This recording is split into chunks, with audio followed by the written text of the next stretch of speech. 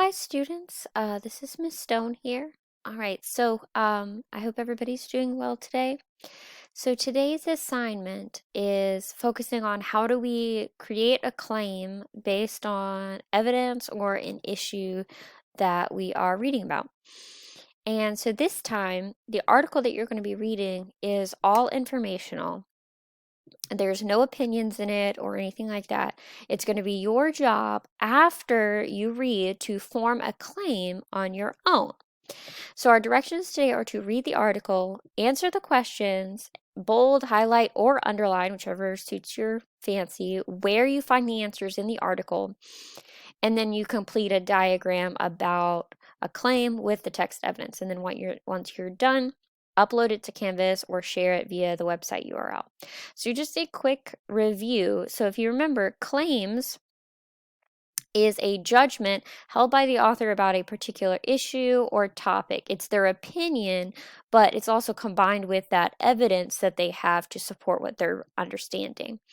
Reasoning is why a piece of evidence is related to a claim and how you got to that conclusion. And evidence, of course, is proof that something is true. So you need to be kind of looking out for, okay, what do we think our claim is going to be? And then what evidence do we have? And how does that evidence relate to the claim? How does it prove it? How did you get to that conclusion that your evidence supports your claim? All right. So going into the article, so there are 3 pages or 3 slides of the article, and then I have 3 pages of pictures that you can look at your leisure, and then the rest is questions and the diagram. Okay, so I'm going to read the article to you. So the article is called All About Snow. Please pay attention to, these bolded words. Anytime you're reading a informational text, you want to be on the lookout for those bolded words because those are usually very important vocabulary for your understanding of the article and also to help you answer the questions. So here we go. Snow requires 2 specific weather conditions: low temperatures and moisture in the air. Conditions in the air affect how snow crystals form and what happens to them as they fall. Snow may fall as large clumps of flakes or as 6-sided snowflakes. Scientists have classified the types of snow crystals in different ways. The following are types of snow crystals. Snowflakes are clusters of ice crystals that fall from a cloud. Hoarfrost is a type of snow crystal where the moisture skips the liquid phase and goes directly to a solid. It usually forms on objects such as wires, poles, tree branches, plant stems, and leaf edges. Graupel are rounded snowflakes ranging from 2 to 5 millimeters in diameter. Graupel forms when ice crystals fall through supercooled cloud droplets, but remain a liquid. The cloud droplets then freeze to crystals, forming a lumpy mass. It is sometimes mistaken for hail, but usually has a texture that is more crumbly. Graupel is also sometimes called snow pellets. Polycrystals are snowflakes composed of many individual ice crystals. Okay, page 2. Snow can also fall in many different ways, and scientists and meteorologists have classified the types of snowfall in different ways. Types of snowfall. A blizzard is a violent winter storm lasting at least 3 hours, which combines below freezing temperatures and very strong winds with blowing snow. In a blizzard, the ability to see in the distance is less than a quarter of a mile. A snowstorm features large amounts of snowfall. A snow flurry falls for a short time, but does not leave much on the ground. A snow squall is a short but intense snowfall that has strong winds and lowers the ability to see in the distance. A snow burst is a very strong snowfall that often lasts a short time. It lowers the ability to see in the distance and produces periods of rapid snow buildup on the ground. Blowing snow describes snow particles in the air raised by the wind above the ground. Drifting snow is on the ground that is blown by the wind to a height of less than 1.5 to 2 meters. So be paying attention to the differences between each type of snowfall at this point and which ones are the most dangerous, do you think, and why? Page 3. Where does it snow? Snow is most common at high altitudes and high latitudes. So we're talking the northern hemisphere, high so we're talking very high up on our planet and then also very low on our planet.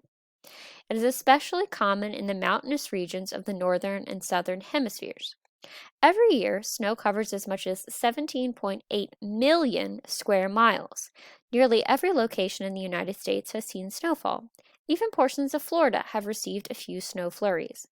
Although snow is common in mountainous regions, other geographical features can help increase snowfall. Large lakes can produce locally heavy snow, often called lake effect snow. Lake effect snow is common among the southern and eastern edges of the Great Lakes in the United States. It is also common near the Great Salt Lake in Utah and around some of the large lakes in Canada and Europe. So be thinking about, why do you think the NC doesn't get much snow?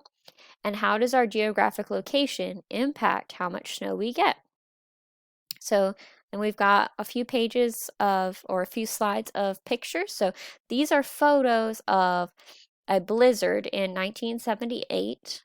Some of these are from Massachusetts, some of them are from Chicago, some of them are from Boston, and you can see the buildup of the snow on either side of the road and on the road and next to the buildings. Here I gave you some pictures and a little bit of a definition about graupel, hail, and sleet, because a lot of times they get all confused, but now you can kind of see the differences and what they look like as well as their definitions.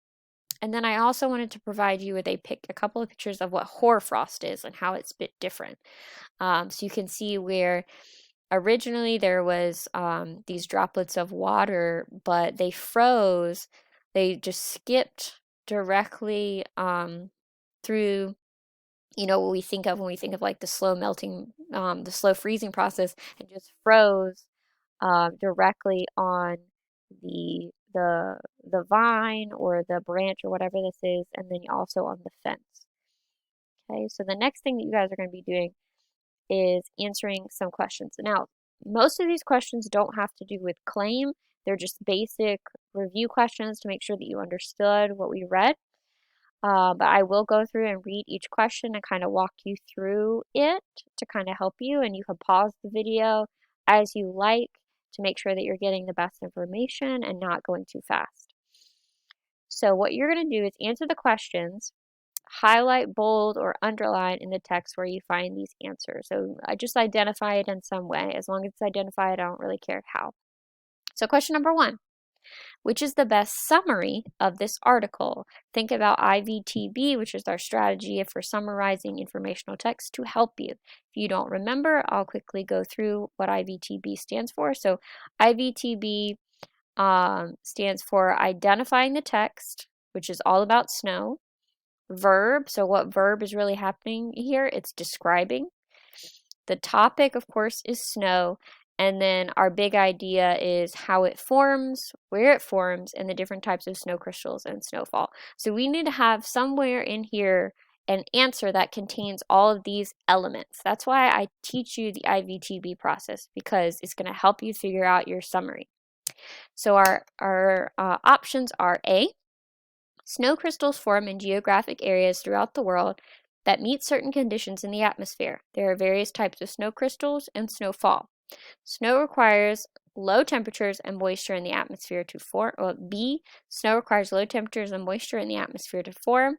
Snow can fall in many ways, including damaging blizzards and snowstorms. C, scientists and meteorologists have classified snowfall into various categories. It occurs throughout the world in areas of high altitudes and latitudes and annually covers millions of square miles. D, snowflakes are clusters of ice crystals that fall from a cloud. Although snow is commonly associated with mountains, other geographical features can promote the formation of snow.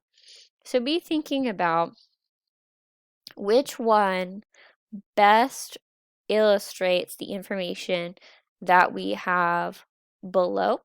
It covers the entire article that we just read. So pause the video, answer the question, and then you're going to go back to the article and find, okay, where does my answer really appear? And I would be looking, I would be looking on page 1 because it has that introduction, and introductions are mainly summaries. I would look on page 1 for question number 1. All right. Question number 2. Read this sentence from the types of snowfall section of the article. A snow flurry is snow that falls for a short time, and flurries usually produce little accumulation. What does the word accumulation mean in this line? So for this one, I'm not asking you to go back into the text because the text piece is right there for you, okay? So what does the word accumulation mean? So we've got A, short periods of time and intensity, B, frozen snow, C, increased by growth or addition, D, falling softly to the ground.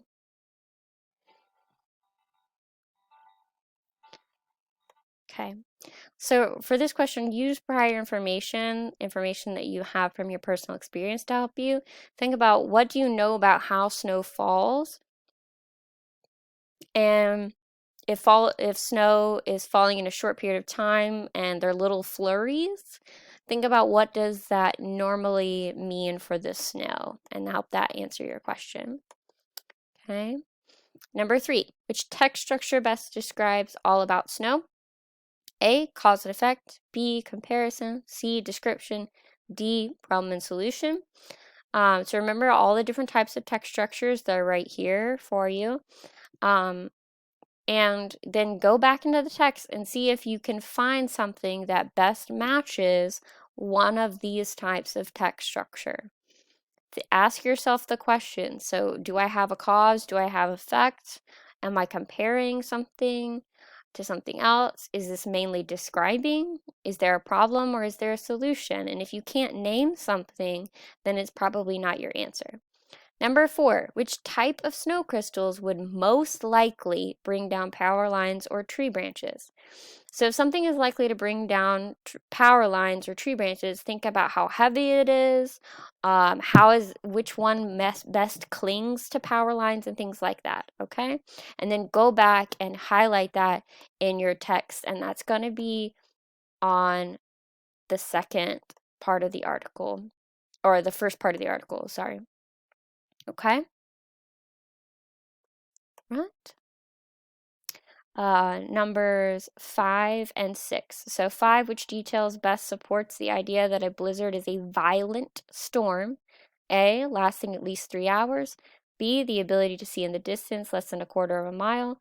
C, snow can fall in many different ways. Or D, it combines below freezing temperatures and very strong winds.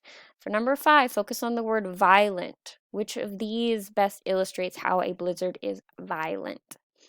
6, which type of snowfall listed below tends to be least damaging? So which one causes the least bit of problems and inconvenience for us? A, snowstorm, B, snow flurry, C, snow squall, or D, snow burst. And then go back and highlight, it'll be on page number 2, which one, because that'll give you your answer, okay?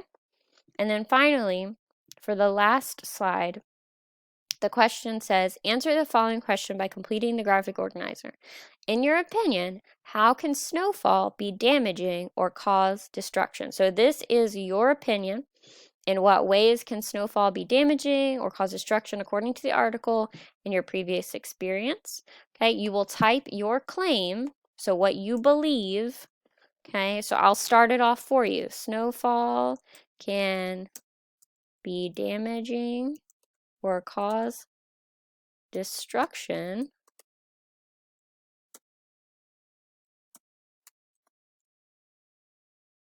because, and then I want you to fill it in with what you think and what ways can it be damaging. And then you need to copy and paste 2 details, or you can, and I want you to write them in your own words, or you can write them in your own words, whichever one. You can copy, paste, or write it in your own words. 2 details from the text that support your opinion about how snowfall can be damaging. All right? For this one, of course, you don't have to go back and highlight because your text details are going to be right there. All right? So remember, your claim has to be credible, valid, relevant, and sound. And all those definitions are down here. Please remember that you guys have a quiz this Wednesday. It's just a vocabulary quiz about argument. Be prepared. Bye.